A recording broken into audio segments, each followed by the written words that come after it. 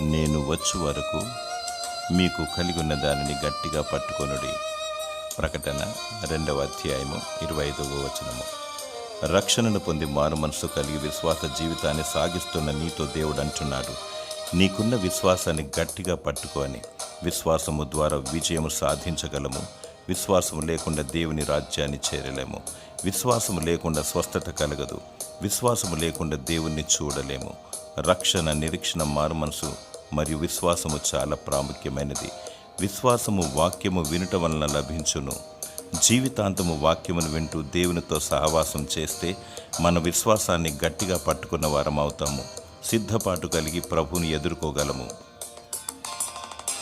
దేవుడు నీకు విశ్వాసమును మరియు సిద్ధపాటును దయచేసి దీవించునుగాక. ఆమేన్.